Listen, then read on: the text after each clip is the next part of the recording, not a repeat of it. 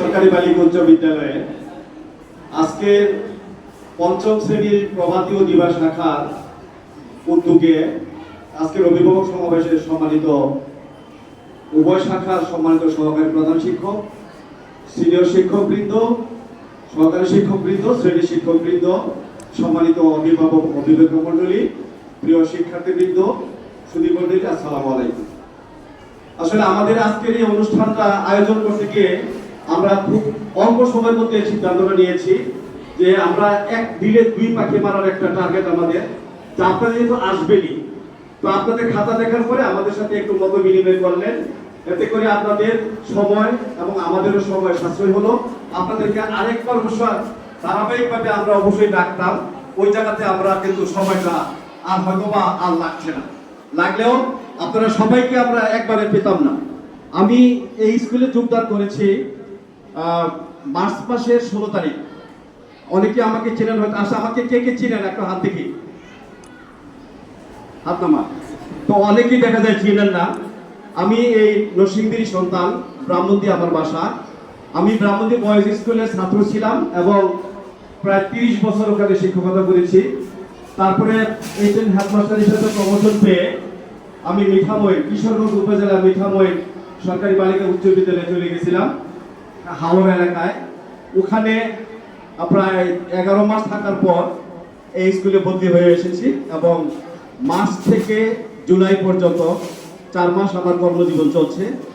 এসে আমি এসএসসি পরীক্ষা পেয়ে যাই। এসএসসি পরীক্ষার একটা দীর্ঘ সময় এটা মাথায় ছিল, এটা শেষ করে আমি স্কুলের বিভিন্ন একাডেমিক এবং প্রশাসনিক কাজে যথেষ্ট পরিমাণে পরিবর্তন আনার জন্যে আমি ঝাঁপিয়ে পড়ি বলা যায়।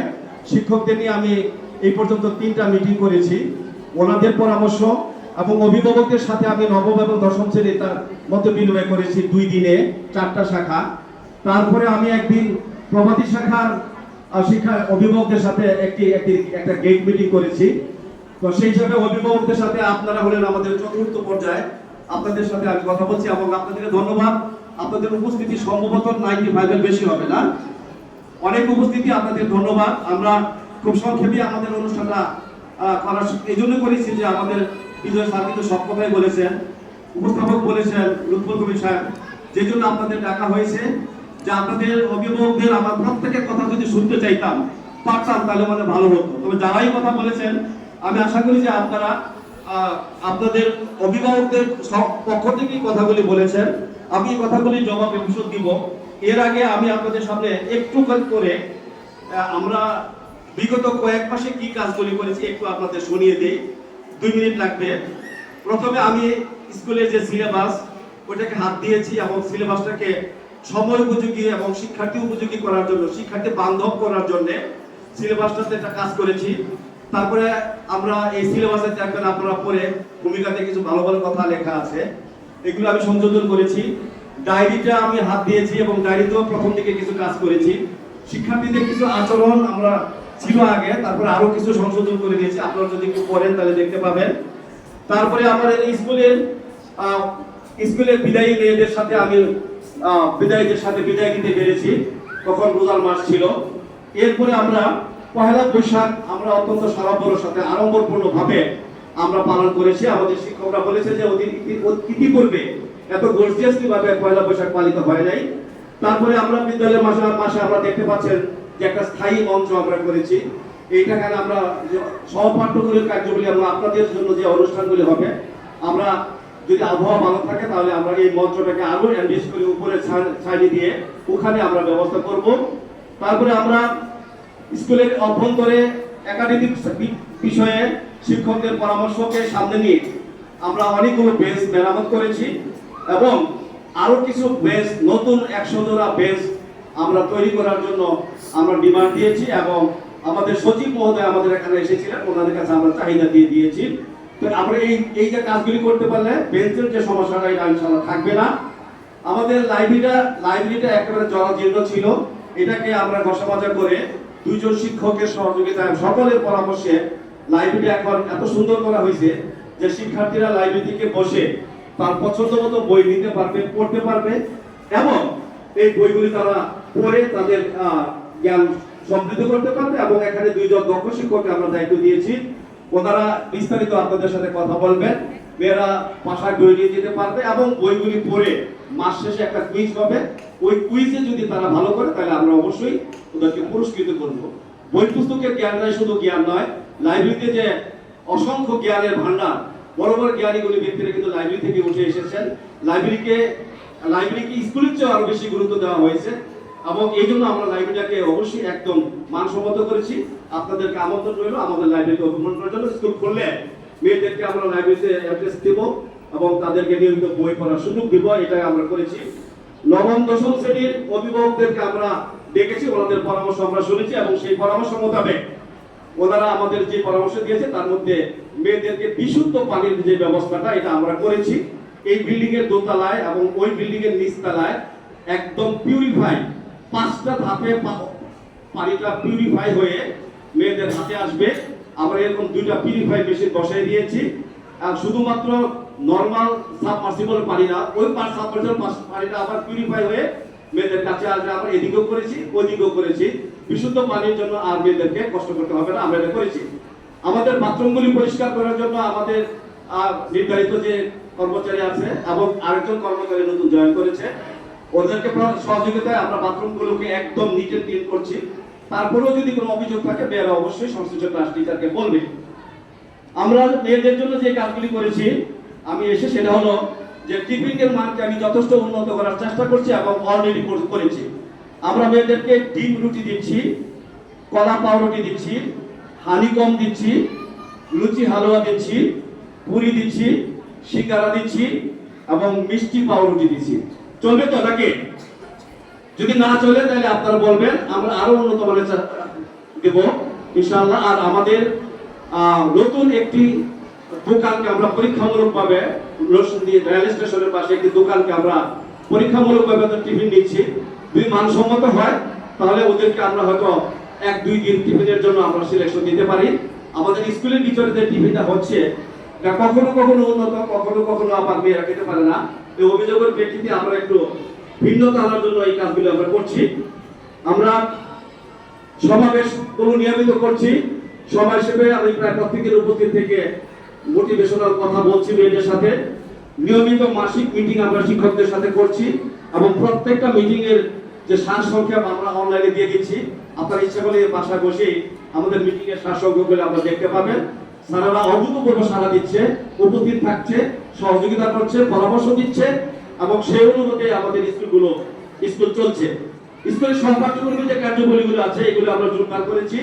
উপজেলা জেলা পর্যায়ে আমাদের মেয়েরা সবগুলিতে প্রথম দ্বিতীয় স্থান অধিকার করছে। এক জায়গাতেও কিন্তু আমরা বিনা চ্যালেঞ্জে ছেড়ে দিই নাই, বিনা চ্যালেঞ্জে ছেড়ে দিচ্ছি না। আমাদের মেয়েদের মেধা মননশীলতা চমৎকার এবং এই জায়গাতে আমরা আছি ইনশাআল্লাহ। তো আমাদের স্কুলের একাডেমিক কিছু সমস্যার জন্য আমাদের স্কুলের নতুন 6তলা বিল্ডিং হচ্ছে, 8 কোটি টাকা ব্যয়। আমাদের আপনাদের স্থানীয় কিছু সমস্যার কারণে এই বিল্ডিং এর কাজ প্রথমে সমস্যা ছিল, আবার সমস্যা।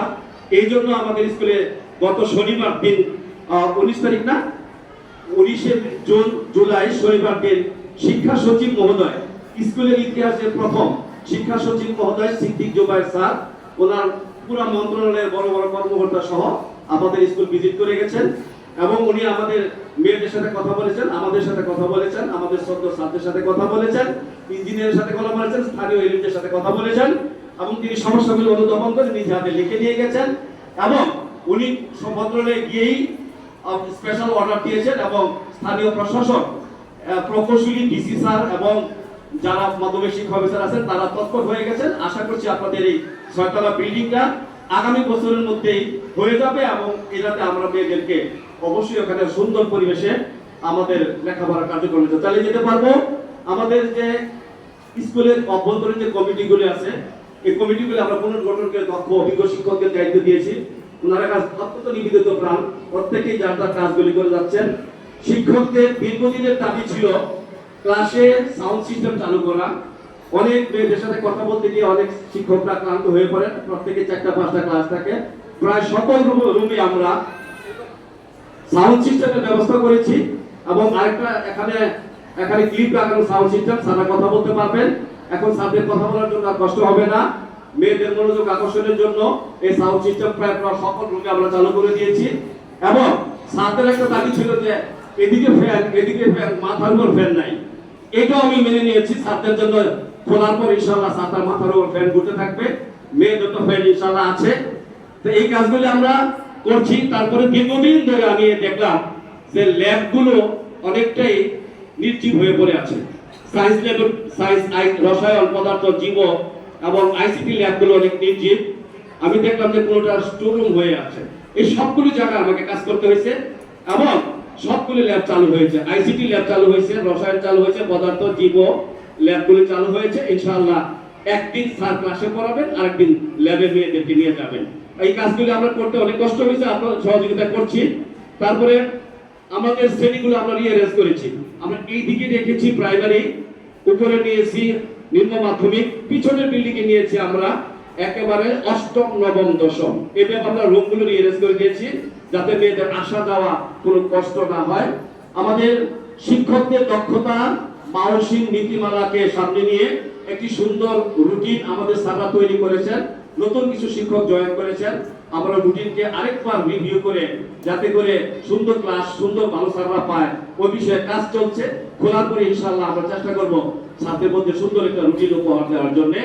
আপনাদের অভিভাবকদের যদি আমাদের পঞ্চম শ্রেণীর কোনো ছাত্রের ব্যাপারে আপনাদের কোনো চয়েস থাকে যে এই ক্লাস টিচারের ব্যাপারে, ছাত্রের ব্যাপারে আপনারা পরামর্শ দিয়ে আমরা ওই জায়গাতে ওই স্যারকে আমরা অবশ্যই কাজে লাগাবো ইনশাআল্লাহ। তারপরে আমরা প্রতি ঘন্টায় ক্লাস ভিজিট হচ্ছে, স্যাররা ক্লাসে পড়াচ্ছেন কিনা, উনি বোর্ড ব্যবহার করেন কিনা, উনি ক্লাসে গিয়ে মোবাইল ব্যবহার করেন কিনা, উনি পড়ান কিনা, এই বিষয়গুলো আমরা মনিটরিং করছি।